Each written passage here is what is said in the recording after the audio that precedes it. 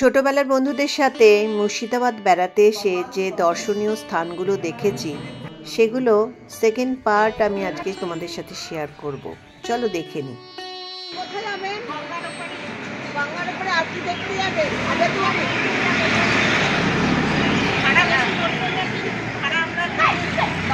বেশি লাগবে কিন্তু। আচ্ছা ঠিক আছে, আপনি একা যাচ্ছেন। আচ্ছা ঠিক আছে, চলো। এটা জগৎ সেটের ট্রেজারি ছিল, ভীষণ সুন্দর, বেশ ভালো লেগেছে, খুব ভালো লাগলো। হাই এভরিওয়ান, আমি উমা বলছি লাইফস্টাইল উইথ উম থেকে। সবাই ভালো আছো তো? কি খাচ্ছেন মেয়েরা? আপনারা কি খাচ্ছেন? খেজুরের রস। ও, আপনি কি খাচ্ছেন? একসাথে দাঁড়া, দেবযানী ঘুরে দাঁড়া, তোর মতো ইয়ে করি, গ্লাসে একটু নে ওর থেকে।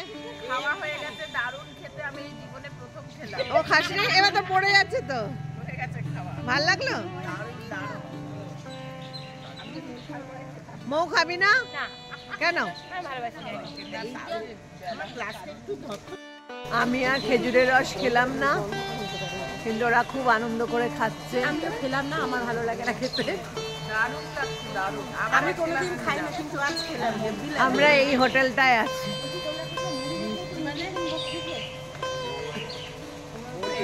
পুরনো হোটেল, কিন্তু ভালো। পরের দিন সকালে বেরিয়ে পড়লাম আরও কিছু দর্শন করব বলে। চলো।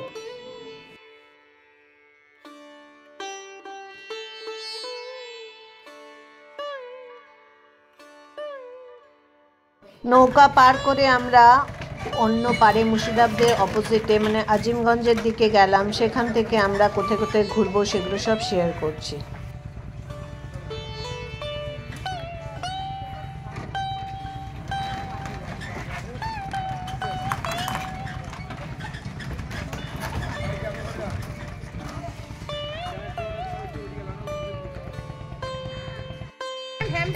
চাল চাল টাকা, মৌ টাকা হেয়ার স্টাইল করেছি মৌ।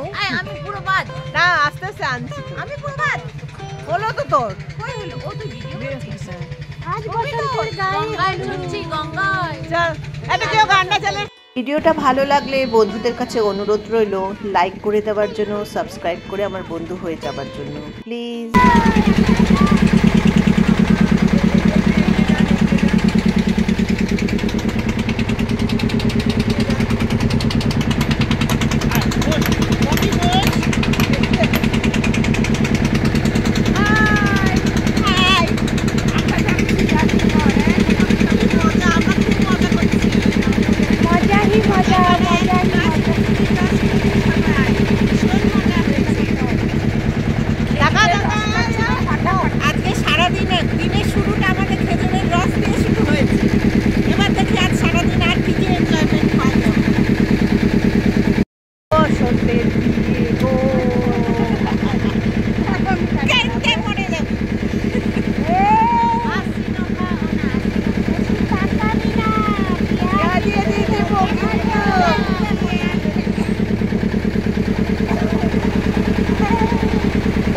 এই গঙ্গাতে নদী পার করাটা আমার যে কি ভালো লেগেছে সেটা তোমাদের সাথে শেয়ার করলাম। চলো দেখো একটু।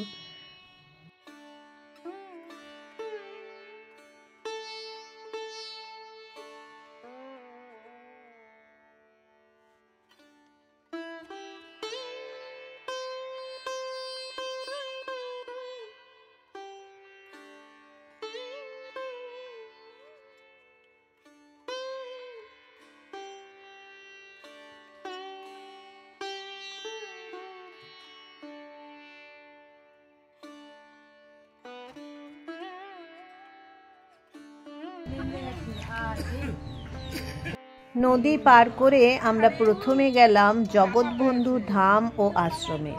এখানে প্রভু জগৎবন্ধু সুন্দরের জন্মস্থান। 1930 সালে কুঞ্জদাস ব্রহ্মচারী এখানে একটা পর্ণ কুটির তৈরি করে সাধন ভজন শুরু করে দিয়েছিলেন। ধীরে ধীরে এই ধামটাই একটা বড় আশ্রমে পরিণত হয়। ভক্তের সংখ্যাও বাড়তে থাকে। আশ্রমে সন্ন্যাসী ও ভক্তদের আবাস তৈরি হয়।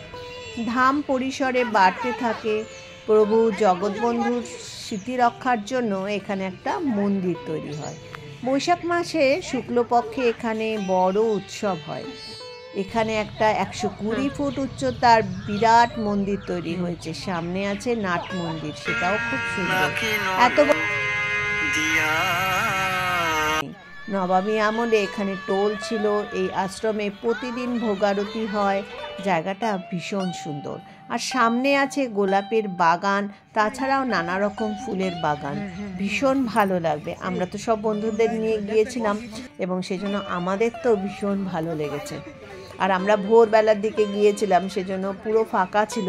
খুব ভালো লেগেছে, আমরা ভালো করে দর্শন করতে পেরেছি। তবে মন্দিরটা কিন্তু খোলে না, 10:30 11টার সময় মন্দির খোলে। যারা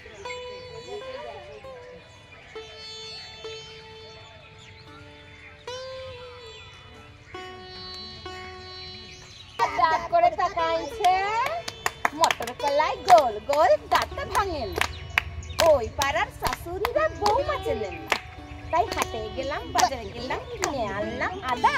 আদা খেয়ে মোদের বাপ হাঁটছে গাদা গাদা।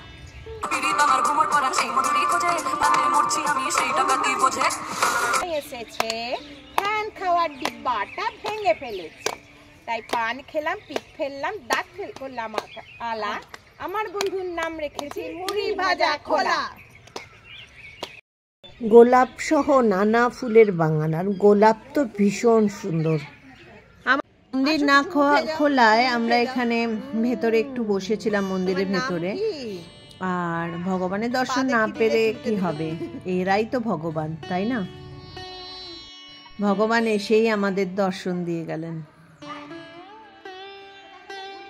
মুর্শিদাবাদে ছোট বড় মিলিয়ে অনেক মন্দির আছে। আমরা অনেকগুলো মন্দির গিয়েছিলাম, তবে প্রধান যে মন্দিরগুলো আছে সেগুলোই তোমাদের সাথে শেয়ার করছি।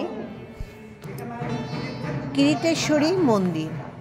এই কিরিটেশ্বরী মন্দিরটা কেন নাম হয়েছে সেটা একটু বলি। হিন্দু পুরাণ অনুযায়ী দক্ষযজ্ঞের সময় সতী দেহত্যাগ করেন। বিষ্ণু তার সুদর্শন চক্র দিয়ে সতীর অঙ্গ 51টি খণ্ডে বিভক্ত করে দিয়েছিলেন। প্রতিটি খণ্ড যেখানে পড়ে সেখানে এক একটা পীঠস্থান করে ওঠে। আর এই মন্দিরটা যেখানে তৈরি হয়েছে সেখানে সতীর কিরিট পড়ে, তাই এই মন্দিরের নাম কিরিটেশ্বরী মন্দির। আর মন্দিরটির আসল নাম হচ্ছে কিরিটকণা।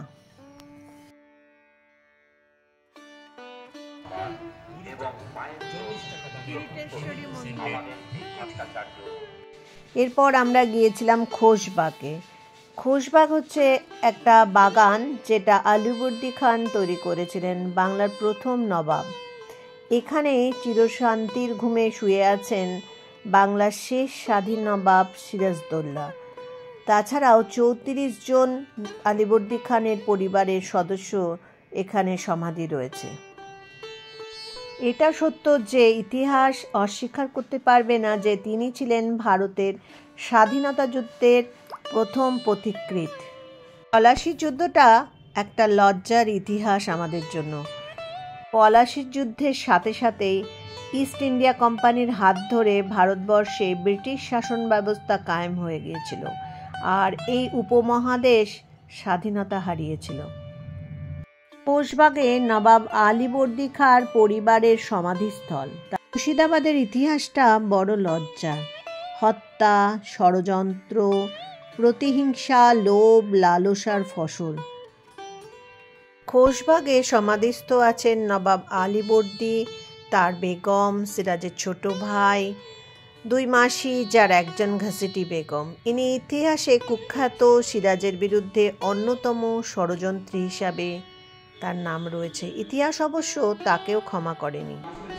এই যে সমাধিটা দেখছো, এটা নবাব সিরাজদৌল্লার দাদু আলীবর্দী খানের। আর এই স্তম্ভ দেখছো, এই সমাধিটা মানে ডান দিকের যে সমাধিটা সেটা হচ্ছে নবাব সিরাজদৌল্লার। গাইডের কাছ থেকে খোশবাগের ইতিহাস শুনতে শুনতে মনটা ভারাক্রান্ত হয়ে গেল। খোশবাগ, আর এখানে চিরশান্তির ঘুমে শুয়ে আছেন বাংলার শেষ স্বাধীন নবাব সিরাজদৌল্লা। আলীবর্দী খান 1700 খ্রিস্টাব্দে একটা মসজিদ নির্মাণ করেছিলেন, জামা মসজিদের মতো দেখতে একটা মসজিদ। 24 তারিখ সকালে আমরা এগুলোই দেখি, বিকেলে যেটা দেখেছি পরবর্তী পার্টে আমি তোমাদের সাথে শেয়ার করব। সেটা নেক্সট ভিডিওর জন্য অপেক্ষা করো, কারণ বেশি বড় ভিডিও হয়ে গেলে আর ভালো লাগে না। মুর্শিদাবাদ যারা যাওনি তারা কাছে, কলকাতার কাছেই ঘুরে এসো। 2-3 দিনের জন্য খুব ভালো ঘোরার জায়গা, আর ভালো লাগবে। ইতিহাস শুনতে না খুব ভালো লাগে, আর আমাদের ইতিহাস জানাও কিন্তু প্রয়োজন আছে। আমার ব্লগগুলো যদি তোমাদের ভালো লাগে তবে লাইক করে দিও, সাবস্ক্রাইব করে আমার বন্ধু হয়ে যেও, আমার চ্যানেলটাকে সাপোর্ট করো। তোমরা যদি আমার চ্যানেলটাকে সাপোর্ট করো আমারও ভালো লাগবে, আর আমি যা যা করি সেগুলোই তোমাদের সাথে শেয়ার করি। পরের ভিডিওতে আসছে আমি যা যা দেখেছি সেগুলোর জন্য অপেক্ষা করো। বাই।